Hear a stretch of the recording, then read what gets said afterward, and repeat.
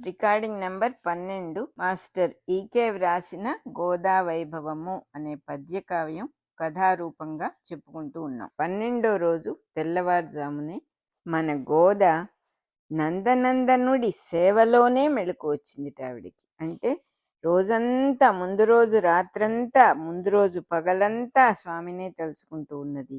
స్వామి సేవలోనే నిద్రపోయింది, స్వామి సేవలోనే మేలుకుంది అంటున్నారు. ఆ రోజు ఏకాదశి అని అనుకుంటూ పడుకున్నది కాబట్టి లేవటంతోనే స్వామిని తలుచుకోవటం కాకుండా స్వామిలోనే మేలుకుందిట ఆవిడ. మనం మామూలుగా వింటాం, నిద్ర లేవగానే స్వామికి నమస్కారం పెట్టుకునే వాళ్ళు ఉంటారు కొంతమంది. ఇక్కడ అలా కాదు, స్వామిలోనే లేచింది ఆవిడకి, మెళుకు వచ్చింది. ఎందుకంటే ఆయన స్మరణ లేని క్షణం అంటూ ఆవిడకి ఎక్కడా లేదు కాబట్టి, నిద్రలో కూడా స్వామి స్మరణ నిలబడే ఉంటుంది కాబట్టి ఆవిడ అలా మెళుకు తెచ్చుకోవటం సాధ్యమవుతోందన్నమాట. ఆ పసరు వెన్నెలలో ఆకాశాన్ని భూమిని ఒక్కటిగా ఆవరించిన చీకటి వెలిగిపోయిందిట. మన మనస్సు బాగుంటే అన్నీ వెలుగుగానే కనపడతాయి. ఎప్పుడైతే స్వామినే తలుచుకుంటూ ఉంటామో అప్పుడు ఆ పసరు వెన్నెల అంటున్నారు. ఇంకా వెన్నెల కూడా ఫుల్గా రాని స్థితి, పచ్చిగా పసరుగా కసుగాయలాగా ఉన్న పసరు వెన్నెట్లో కూడా ఆవిడకి చీకటి కూడా వెలిగిపోయిందిట. ఆకాశాన్ని భూమిని మొత్తంగా ఆవరించిపోతుంది కదా చీకటి, ఆ ఆవరింపు కూడా ఆవిడకి వెలుగుతూ ఉన్నట్టుగా కనపడింది. చెలికత్తెల ఇళ్ళకెళ్ళి తలుపులు కొడుతూ అందరినీ మేల్కొల్పసాగింది. అంటే వాళ్ళందరినీ లేపుతూ ఉన్నది ఆవిడ. గోపికలారా వెంటనే లేచిరండి, చీకటితోనే వెళ్ళాలి, స్వామి సేవలు చేసుకుంటేనే మన జన్మ కూడా చిగురు తొడుగుతుంది. ఆయన సేవలోనే కల్పకల్పాలు నిలుపుకుంటూ స్వామి దగ్గరే స్వామి సేవల్లోనే నిలిచిపోవాలి. మన మనసుకు నచ్చే సేవ, ఈ సేవనే మనం ఒక నిరంతర లీలగా నడుపుకుంటూ ఉండాలి సుమి అంటూ ఉన్నది ఆవిడ. తన సఖుల ఇండ్లకే గుచు తలుపు దట్టి రెండు గోపికలారరా రెండు మీరు, రెండు గోపికలార రారండు మీరు, చీకటిని లేచి స్వామికి చిత్తగింపు చేసుకొందము, మన జన్మ చిగురు తొడుగా చిత్తగింపు చేసుకొందము, మన జన్మ చిగురు తొడుగా అని పాటలు పాడుకుంటూ ఆ తల్లి వాళ్ళందరినీ కూడా లేపుతూ ఉన్నది. కల్పకల్పములి సేవ నిల్పుకొనుచు సేవలో స్వామి సామీప్య సీమలందు నిలిచిపోవలె మనమెల్ల నిత్యలీల, స్వామి మదికెక్కు దాస్యం ముసలుపవలయు, స్వామి మదికెక్కు దాస్యం ముసలుపవలయు అని చెప్తూ ఉన్నది. కల్పకల్పాలకి మనం ఇదే చెయ్యాలి, మనం ఆయన్ని వదలకూడదు, ఆయన మనస్సులోకి మనం ప్రవేశించేటటువంటి దాస్య లీలని మనం చెయ్యాలి అని చెప్పి చెప్తూ ఉన్నదన్నమాట. చీకటి అంటే ఏమిటంటే ఏకాంత స్థితిట, అంటే మనం ఒక్కళ్ళమే ఉంటాం, ఇంకేమీ కనపడని స్థితి. ఆ ఒంటి రంగువాడు, నల్లని ఒంటి రంగువాడు, మేని రంగువాడు ఆ కృష్ణుడు కాబట్టి ఆ కృష్ణతత్వం సృష్టిని మొత్తాన్ని మింగేస్తుంది. ఎవ్వరూ ఉండరు చీకట్లో, అంతటినీ తనలో దాచుకుంటాడు. కానీ మనకు గుర్తుంటాం కాబట్టి మనం ఒక్కళ్ళమే ఉండి స్వామిని తలుచుకోవచ్చు. మన కన్నులకి చీకటి కనపడదు, కానీ మనసు అనే వెన్నెలలో చీకటిని చూడటం సాధ్యమవుతుంది అంటూ ఆవిడ అనేక రకాలుగా మేలుకొలుపులన్నీ కూడా పాడటం మొదలుపెట్టింది. చీకటి అనంగా తనకు తానే కతంబు, స్వామి మైకాంతి చీకటి ఛాయగాదే, కన్నులను చూడ చీకటి కానబడదు, మనసు వెన్నెల తోడుగా గనగవచ్చు అంటోంది. మనసు అనే వెన్నెల తోడుంటే చీకటిని కూడా చూడొచ్చు మనం అని చెప్తూ ఉన్నది. మన మనసుగా మన ప్రాణంగా ఉన్న చైతన్య శక్తి ఒక వెన్నెల లాంటిది. సూర్యతేజం ఎట్లా అయితే చంద్రుడి మీద పడి ప్రతిఫలించి వెన్నెలలాగా కనపడుతుందో అదే విధంగా మనలో ఉన్న ఆత్మప్రజ్ఞ కిరణం మనస్సు అనే తత్వం అనే చంద్రుడి మీద, మనస్సు అనే చంద్రుడి మీద, ఆ తత్వం మీద రిఫ్లెక్ట్ అయి వెన్నెలలాగా వస్తుంది అంటే చూసేవాడొకడు సాక్షిగా లోపల వేరుగా ఉన్నప్పుడు మనస్సు ప్రసరించే వెన్నెల సహాయంతోనే చీకటిని తెలుసుకుంటాము. అట్లాగే లోపలి ప్రజ్ఞ కూడా మేలుకుని ఉన్నప్పుడు మనస్సు బుద్ధిగా మారి వెలుగునిచ్చినప్పుడు ప్రకృతిలో దాగి ఉన్న కృష్ణతత్వాన్ని గమనించటం కుదురుతుంది అని అన్నమాట అర్థం దీనికి. మనము అనే ప్రజ్ఞ అనే తేజస్సు, ఆ అవేర్నెస్, అది లోపల ఉన్నది అని మనం కొంచెం గమనించుకున్నప్పుడు, మనంగా ఉన్నది ఎవరంటే అదొక ప్రజ్ఞ. అంతేగాని మన పేరు మన రూపము పక్కన పెట్టుకోవాలి, అది అవసరం లేదు. అది కేవలం ఆవరణ మాత్రమే. లోపల అసలు వస్తువుగా ఉన్నది ఒక ప్రజ్ఞ. ఎందుకంటే మనము అని ఒక తేజస్సు, ఒక ప్రాణశక్తి, ఒక చైతన్య శక్తి లోపల నుంచి పలకరిస్తుంది. అంతేగాని ఈ శరీరము ఏమీ మాట్లాడదు, ఈ ఇంద్రియాలు ఏమీ మాట్లాడవు. వీటికి వెనకాల నుంచి వచ్చే శక్తే పనిచేస్తుంది. అట్లాగే చెప్తూ ఉన్నారు, సూర్యకాంతి పడితే కదా చంద్రుడి మీద వెలుగు పడుతుంది. అదే రకంగా చంద్రుడుగా వెలుగుతూ ఉన్న ప్రజ్ఞతో, మన ఆత్మ ప్రజ్ఞతో వెలుగుతూ, మన ఆత్మ ప్రజ్ఞగా ఉన్న సూర్యకాంతి మనస్సుగా ఉన్న చంద్రుడి మీద పడి వెలగటం లాగానే సరిగ్గా మన మనస్సుని గనక మనం ఫోకస్ చేస్తే అది తత్వం అర్థం చేసుకోవడానికి సహాయం చేస్తుంది. చూసేవాడు ఒకడు లోపలున్నాడు, సాక్షిగా లోపల వేరుగా ఒకడున్నాడు, మనకే తెలుస్తుంది మనం చేసే పని ఎట్లా. అది ఎలా సాధ్యం అసలు? మనం ఏం చేస్తున్నామో, మనం ఎలా ఉంటున్నామో వెనక నుంచి ఎవరో ఫాలో చేస్తున్నట్టుగా మనమే గమనిస్తూ ఉంటాం. ఇలా చేశానేమిటి, ఇవాళ ఇలా చెయ్యాలి, ఇవాళ ఇలా వెళ్ళాలి, ఇలా మాట్లాడాలి, ఇలా గుడికి వెళ్ళాలి, ఇవన్నీ ఎవరు చెబుతున్నారు? ఎవరిని ఎవరు శాసిస్తున్నారు అంటే ఆత్మ ప్రజ్ఞే లోపల నుంచి నేనున్నాను సుమా, నేను చూస్తూ ఉన్నాను సుమా అని మనకు చెప్తూ ఉంటుంది. మనం గమనించినా గమనించకపోయినా జరుగుతూ ఉన్నటువంటి విషయం అదే.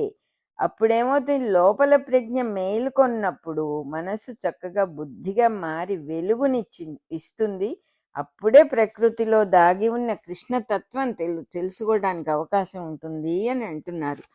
ఈ విధంగా చెలికత్తెలైన హేమ, తరళ, అంబుజాక్షి, పద్మాక్షి, ధవళరదన, నీలవేణి వీళ్ళందరినీ కూడా మేలుకొలిపి గోదమ్మ వాళ్ళందరితో కలిసి కోనేటికి స్నానానికి వెళ్ళింది. ఆ చీకట్లో కోనేటి నీళ్ళు ఎట్లా ఉన్నాయిట, వెన్నెల సోనల పాలు కలిపినట్టుగా ఉన్నాయిట. వెన్నెలలు పడితే నీళ్ల మీద తళతళ మెరుస్తూ కదులుతూ ఉంటాయి. ఆ పాలు కాగిన తర్వాత, వెన్నెలల పాలు కాగిన తర్వాత మీగడ తరకలు కట్టినట్టుగా నీళ్ల మీద మంచు పొరలు కనబడుతూ ఉన్నాయిట. గోద స్నానం చేసి రోజులాగానే కేశపాశాన్ని అంటే జుట్టుని పైకి ముడేసుకొని చక్కగా పొడుగాటి బొట్టు పెట్టుకొని, ఆ పొడుగు బొట్టు కింద ఒక చుక్క పెట్టుకొని, తన వక్షస్థలం మీద చక్కగా ఒక పూలదండ, మన్మథుడి ధనస్సులాగా ప్రకాశించే పూలదండ ధరించిందిట. అట్లాంటి అలంకరణతో చక్కని చిరునవ్వుతో గోదాదేవి సంతోషంతో స్వామి కోవెలకి చేరుకుంది. ఏనుగు కుంభస్థలాల్లాగా ఉన్న వక్షోజాలు కల మన గోదాదేవి, సింహం లాంటి సన్నని నడుమున్న గోదాదేవి యవ్వనం, ఉత్తమ యవ్వనం అనే వైకుంఠానికి చేరుకుంటూ ఉన్నది అంటున్నారు. అట్లాంటి గోదాదేవి చెవులు శ్రీమంత్రాన్ని తమలోనే దాచుకుంటూ ఉన్నాయిట. అందమైన స్త్రీల వక్షోజాలను ఏనుగు కుంభస్థలంతోనూ, నడుమును సింహపు నడుముతోనూ, చెవులను శ్రీకారంతోనూ పోల్చటం అనేది కవి సమయం. అంటే కవులకి చాలా చక్కని పద్ధతి. స్వామి కోవెల మెట్ల పక్కన ఉన్న ఈ శిల్పాలు ఆముక్తమావ్యద కావ్యంలో కూడా అలాగే వర్ణించారుట. పండిన చెరుకు గడలన్నీ కూడా బళ్ళ మీద వేసి దేవస్థానానికి వస్తూ ఉన్నాయిట. దూరంగా కనబడుతూ ఉన్న దృశ్యం చూస్తుంటే వసంత ఋతువులో రావాల్సిన తేనె సోనలన్నీ కూడా హేమంతంలో ప్రకృతిలో దాగి ఉన్నాయా అన్నట్టుగా ఉందిట. ఆ తేనెల మాధుర్యాలను ముందుగానే హేమంతంలోనే అందించాలి అనే తపనతో వేణుగోపాలుడు మన్మథ గోపాలుడై గోదాదేవి అండతో చెరుకు వింటిని ధరించి విజృంభిస్తున్నాడా అన్నట్టుగా ఉన్నది. అంటే ఈవిడకంతా మన్మథమయంగా ఉన్నది. ప్రేమభావం అనేది ఏది చూసినా కూడా చెరుకు గడలు బళ్ళ మీద వేస్తే స్వామి చేతిలోనే స్వామే మన్మథుడైనట్టు, వేణుగోపాలుడే మన్మథుడైనట్టు, ఆయన చేతిలో మన్మథ బాణం ఉన్నట్టు ఇలా ఊహలు వస్తున్నాయి ఆవిడకు. వేణుగోపాలుడే మన్మథ గోపాలుడై, మదన గోపాలుడై, గోదాదేవి అండతోనే వింటిని ధరించి విజృంభిస్తూ ఉన్నట్టుగా అనిపించింది ఆవిడకి. ఆ ప్రత్యూష సమయం ఆ పొద్దున పూట ఆ ఉదయం ఎట్లా ఉంది, విష్ణువుకి ఎక్కువ ప్రీతికరంగా ఉండే మాధవ కాలమేమో అన్నట్టుగా ఉందిట. మదన గోపాలకృష్ణుడే మన్మథ రూపుడైపోయి నామాల చెరుకు వింటిని ఎత్తిపట్టగా, అంటే ఆ చెరుకు గడనే ఒక ధనుస్సుగా ఎత్తి పట్టుకుంటే, గోదాదేవి ముఖాన తుమ్మెదల్లాగా నాట్యమాడే ముంగురులే ఆ వింటికి అల్లెతాడుగా అమర్చారా అన్నట్టుగా ఉందిట. చెరుకు గడలలో కొన్నిటికి నిలువున చారులు ఉంటాయని, వాటిలో తీపెక్కువని చెబుతారు. వైష్ణవులకు ఊర్ధ్వపుండ్రాలు అనే నామాలు చాలా ప్రీతికరంగా ఉంటాయి. వాళ్ళ చేతుల మీద, ఛాతీ మీద, భుజాల మీద వేసుకుంటారు. పుండ్రాలు అంటారు, నామాలు అన్నమాట. నామం గుర్తు వేసుకుంటారు. అవి స్వామిని గుర్తు తేవటం కోసమే. వాళ్ళ ఉద్దేశం ఏంటంటే అవి చూడగానే స్వామి గుర్తొస్తాడు కదా అని. ఈ విధంగా నామాల చెరుకు అనే ప్రయోగం కూడా మొదలైంది. చెరుకుకి పొడుగ్గా చార ఉంటే అది నామాల చెరుకు అని అంటారట. మాధవుడంటే లక్ష్మీప్రియుడని, మధువులను అంటే తీయదనాన్ని చిందించే వసంత ఋతువుని కూడా మాధవము అని అంటారుట. విష్ణువు పేరులో ఈ రెండర్థాలు మేళనం చెంది ధ్వనిస్తూనే ఉంటాయి అంటోంది ఆవిడ. గోపబాలుడి మన్మథ తత్వమే స్త్రీ రూపంలో వచ్చిందా అన్నట్లుగా గోదాదేవి పూలదండనే విల్లుగా ధరించి గుడికి తరలి వెళ్తున్నట్టుగా ఉన్నది. శంఖం లాంటి ఆమె కంఠం నుంచి వస్తూ ఉన్నటువంటి మంగళ గీత నాదం స్వామి పూరించిన శంఖమేనేమో అన్నట్లుగా ఉన్నదిట. ఆలయానికి ముందుగా ద్వారానికి తాపడం చేయబడి ఉన్న ఒక బంగారు సుదర్శన చక్రం ఉన్నదిట. ఆ తలుపు మీద బంగారు సుదర్శన చక్రం తాపడం చేశారనమాట. అంటే తాపడం చేయటం అంటే ఒక రేకు లాగా ఉన్నదాన్ని దాని మీద అతికించటమే తాపడం చేయటం. అది గోదమ్మ నేత్ర పద్మాలలో ప్రతిఫలించింది. ఆవిడ గుమ్మం దాటి వెళ్తూ ఉంటే ఆవిడ కళ్ళల్లో రిఫ్లెక్ట్ అయిందిట. మదన గోపాలుడి చేతిలో పూల బాణంలాగా కనపడింది ఆవిడికి. 5 పూలతో చేసిన పూల బాణం అంటే మన మన్మధు రూపుడైనాడు కాబట్టి గోపాలకృష్ణుడు ఆయన చేతిలో చెరుకే ఒక ధనస్సులాగా ఎత్తి పట్టుకున్నట్టు, అది ఆవిడకి పూల బాణం, పూలున్నాయి అన్నమాట. ఆ బాణానికి ఆ పూలన్నీ కూడా ఒక అద్భుతమైన సూర్యకిరణ స్పర్శతో వికసించినట్టుగా ఆవిడకి ఆ పుష్పాల అస్త్రాల్లో ఉన్న పద్మం అనే ఒక బాణం సుదర్శనం అనే సూర్యకిరణం స్పర్శతో వికసించినట్టుగా అనిపించింది ఆవిడకి. అరవిందము, అశోకము, చూతము, నవమల్లిక, నీలోత్పలము అనే 5 పుష్పాలు కూడా మన్మధుడి బాణ పంచకము అని అంటారు. అరవిందం అంటే పద్మం అన్నమాట. బాహ్య ఆలయ గోపురానికి, ఆలయంలో బయట ఉన్న గోపురానికి 2 పక్కల ద్వారపాలకుల శిల్పాలు ఉన్నాయి. విష్ణువు రూపంలాగానే ఉన్నట్టుగా వాళ్ళకు కూడా శంఖ చక్రాలు, గదా పద్మాలు ఉంటాయి. చతుర్బాహులు, 4 భుజాలు ఉంటాయి. చల్లటి చూపులతో మకర కుండల కేయూర మణికిరీటధారులుగా మంచి మకర కుండలాలు పెట్టుకొని ఉంటారు. మకరం అంటే మొసలి రూపంతో ఉన్న కుండలాలు చెవులకు వేళ్లాడుతూ ఉంటాయి. మణిమయ కిరీటధారులు, కేయూర మణిమయ మణులు పొదిగిన కిరీటాలు పెట్టుకొని ఉంటారు ఆ ద్వారపాలకులు ఇద్దరు కూడా. ఆ ద్వారపాలకులు గోదాదేవికి నమస్కారం చేస్తున్నట్టుగా ఉన్నారట. ఆవిడ వారి నమస్కారాలు స్వీకరిస్తూ గుడి దగ్గరికి వెళ్ళిపోతుంది. ఆ ద్వారపాలకుల వర్ణన తోటలో గోదకు కనిపించిన దివ్యమూర్తిని పోలి ఉన్నది అని గమనించవచ్చు అంటున్నారు. ఆ కాలిబాటలో గుడికెళ్లే దోవలో రకరకాల చెంపక, తులసి, పారిజాత వృక్షాల వరుసతో శోభిస్తూ ఉంది ఆ తోటలో ఆ కాలిబాట. కొత్తగా పెట్టిన ముగ్గుల మీద నుంచి నడుస్తూ గోదాదేవి ధీర గంభీర గమనంతో కోవెలలోకి వెళ్తూ ఉంటే ఆవిడ ముఖం చంద్రబింబంలాగా కళాప్రపూర్ణమై ప్రకాశించిందిట. చక్కని చంద్రబింబంలాగా వికసించిందిట ఆవిడ ముఖం. ఆ విధంగా ఆలయంలో ప్రవేశించిన గోదాకుమారి మెరుపు తీగ లాంటి పుష్పమాలను స్వామి కంఠసీమలో వేసింది. ఆయన కళ్ళల్లో నాట్యమాడుతూ ఉన్న చిరునవ్వులతో తన హృదయ స్పందనలను అనుసంధానం చేసింది. అంటే ఆయన కళ్ళల్లో ఉన్న చిరునవ్వులన్నీ కూడా తన హృదయంలో జరుగుతూ ఉన్నటువంటి స్పందనకి కలిపినట్టుగా భావించుకుంది. స్వామి పాదార విందాలను స్తోత్రం చేస్తూ కంఠం ముందుకు సారించి ఆమె గానం చేస్తూ ఉంటే దిక్కులన్నీ కూడా నిండిపోయినాయట. ఆ తర్వాత ఇంటికి వచ్చేసరికి తల్లిగారు ఆమె కోసం ఎదురు చూస్తూ ఉంది. ఆమె కూతుర్ని పిలిచి దగ్గర కూర్చోబెట్టుకుని ఆ ముచ్చటలు ఈ ముచ్చటలు చెప్పి, అమ్మా నువ్వు ఇప్పుడు చిన్నదానివి కాదు, ఇంతకాలం ముద్దు ముచ్చటలతో మా ఇంట్లో పెరిగి పెద్దవైనావు, కానీ నీకొక మాట చెప్తాను, నీకు యుక్త వయస్సు వచ్చింది, పెళ్లి చేయాల్సిన బాధ్యత మా మీదే ఉన్నది కదా. అట్లా పెండ్లి చేసి పంపే అత్తవారిల్లు తెలిసిన చోటైతే మంచి చెడ్డలన్నీ ముందే తెలుస్తాయి మనకి. కొత్త వాళ్ళ విషయాలు మనకి తెలియవు కదా. నీ మేనమామ కొడుకు రంగడు నీకు తెలుసు కదా, వాడు చాలా మెత్తని మనస్సు గలవాడు, చిన్నతనం నుంచి తెలిసినవాడు. నీ మేనమామ మేనత్త ఇద్దరు కూడా మంచివాళ్లే. నీ బావకు 5 ఏళ్ల వయసున్నప్పుడే వేణుగోపాల స్వామి నిన్ను మాకు ప్రసాదించాడు. తులసి మొక్కల గుబురుల్లో నువ్వు మాకు దొరికావు, ప్రేమతో పెంచుకున్నాము. మీ తండ్రి గారంటే ఏమిటో నీకు తెలుసు, ఆయన మనస్సు నిండుకుండ లాంటిది, సంసారం అనేది ఆయనకు అంటనే అంటదు. ఆయనని సేవించుకోవడం ఒక్కటే నాకున్న జీవిత మార్గం. కన్నవాళ్ల ప్రేమ కంట పెంచుకున్న వాళ్ళ మమకారం గాఢమైంది. నువ్వు ఇప్పుడే ఏం చెప్పక్కర్లేదు, నెమ్మదిగా ఆలోచించుకుని నీ మనసుకు నచ్చిన మాట ఏదో రేపు చెప్పు.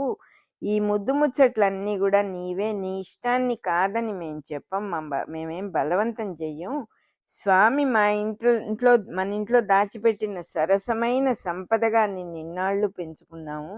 సక్రమంగా కాపాడి స్వామి సొమ్మును స్వామికి ఇష్టమైన రీతిలోనే వినియోగించాలి అనేది మా కోరిక. నువ్వు మా దృష్టిలో స్వామి దానివే, స్వామి సొమ్మువే అంటున్నారన్నమాట. నీ మేనమామ ఇంట్లో సంబంధం నీకు నచ్చితే మా బరువు తగ్గిపోతుంది, నచ్చకపోయినా మంచిదే, నీకు నచ్చటం అనేది మాకు జీవితంలో ముఖ్యం సుమా అన్నది. ఈ సొత్తు తమది కాదని, తాము కేవలం ధర్మకర్తలము అని నమ్మి వాళ్ళు గోదని పెంచి పెద్ద చేశారు. ఎందుకంటే తమకు పుట్టలేదని వాళ్లకు బాగా తెలుసు. ఒక వ్రతంగా జీవిస్తూ ఉన్నారు వాళ్ళు. ఆవిడని పెంచడమే ఒక వ్రతంగా జీవిస్తూ ఉన్నారు వాళ్ళు. ఇంతకన్నా పవిత్ర జీవితం ఎవరికైనా ఉంటుందా అంటున్నారు. అట్లాంటి వాళ్ళకి కూడా కృష్ణుడి సన్నిధిలో వదిలించుకోవలసిన భావాలు అంటుకొని ఉన్నాయి. భగవంతుడి లీల ఇలాగే ఉంటుంది. ఎటువంటి వాళ్ళకి ఎక్కడో ఒక మమకారం కొద్దిగా అయినా పెడతాడు ఆయన, లేకపోతే ఈ భూమి మీద ఉండటం అవకాశం లేదు. కాబట్టి ఒక చిన్న మమకారాన్ని అతికిచ్చి పెడతాడనమాట. తల్లి మాటలు విన్న గోదాదేవి మౌనంగా బయటికి వచ్చింది. తండ్రి గారి శిష్యులంతా భాగవతం నుంచి చదువుతూ ఉన్న రుక్మిణి పరిణయ ఘట్టం చెవిలో పడింది. తల్లిగారికి రేపటికి నిర్ణయించి చెప్పాలిట. ఏమని చెప్పాలి? ఇలా ఆలోచిస్తూ ఉండగానే ఆ గదిలో ఉన్న కృష్ణ చిలుక కృష్ణ కృష్ణ అని కేరింతలతో పలికింది. తల్లిదండ్రుల మనస్సుని తను కష్టపెట్టకుండా కృష్ణుడే తనను స్వీకరిస్తాడేమో అనే భావం వచ్చింది. ఏమని చెప్పాలి అని ఆలోచించే సమయంలో చిలుక దగ్గర నుంచి సూచన వచ్చింది. దాంతో ఆమె ఆశలన్నీ కృష్ణుడిపైనే పెట్టుకొని ప్రశాంతంగా ఉండిపోయింది. మనస్సుని బాగా స్థిమితంగా చేసుకుంది. ఆ రాత్రంతా నారాయణుడి దివ్య కథలను, శ్రీహరి భక్తుల పుణ్య చరిత్రలను వింటూ కస్తూరి సుగంధాలతో ఉన్న శ్రీకృష్ణ దేవుడి పాదతీర్థాన్ని అప్పుడప్పుడు సేవిస్తూ ఆమె గడిపిన ఆ ఏకాదశి పుణ్యదినం ఆవిడకెంతో సంతృప్తిని ప్రీతిని కలిగించిందిట. పరమ భాగవతుల సాంగత్యంలో గోదాదేవి గడిపిన ఆ ఏకాదశి పుణ్యదినం ధనుర్మాస భక్తులకు శుభములు కలిగించుగాక అంటున్నారు. రేయల్లన్ వనమాలి దివ్య కథలున్ శ్రీకాంత భక్తావళి స్ఫాయత్ పుణ్య చరిత్రలున్ హరికథల్ సౌగంధ కస్తూరికా ప్రాయ శ్రీ విభు పాద పంకజ రజో వ్యాపార తీర్థంబు సేవాయుక్తిన్ హరివాసరంబు గడచన్ పద్మాక్షికిన్ ప్రీతిగన్. మన రికార్డింగ్ నెంబర్ 12 అయిపోయింది. గోదాదేవికి 12వ రోజు రాత్రి కూడా గడిచిపోయింది.